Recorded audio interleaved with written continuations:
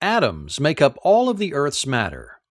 Atoms can be broken down into three basic components: positively charged protons, negatively charged electrons, and neutrally charged neutrons. The number of these components and their arrangement determines the atom's elemental properties. Here we have a helium atom. Helium atoms consist of 2 protons, 2 neutrons, and 2 electrons. The nucleus at the center of the atom is made up of protons and neutrons. The nucleus is relatively small in relationship to the rest of the atom. In fact, if an atom were the size of a football stadium, the nucleus would only be as big as a pea. The remainder of the atom's volume is made up of shells with electrons orbiting around the nucleus. While the electrons orbiting the nucleus occupy a relatively vast amount of space and comprise most of an atom's volume, they have virtually zero mass. Protons and neutrons, on the other hand, although very small, contribute most of the mass of an atom.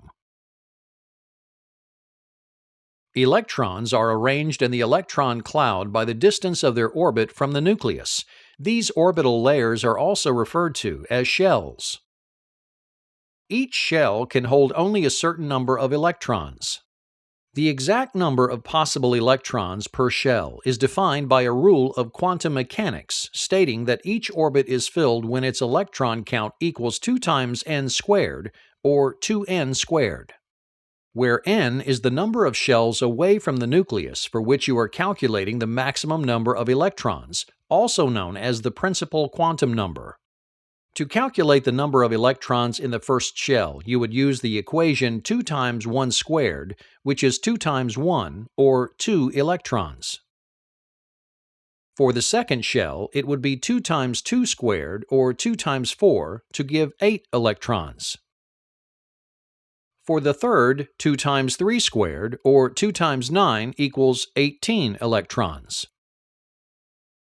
And for the fourth shell, it would be 2 times 4 squared, or 2 times 16, yielding 32 electrons, and so on. Elements may have up to 7 shells. Though each shell may not have its full allotment of electrons, this formula can be used to calculate the theoretical electron capacity for elements having a maximum of 7 shells.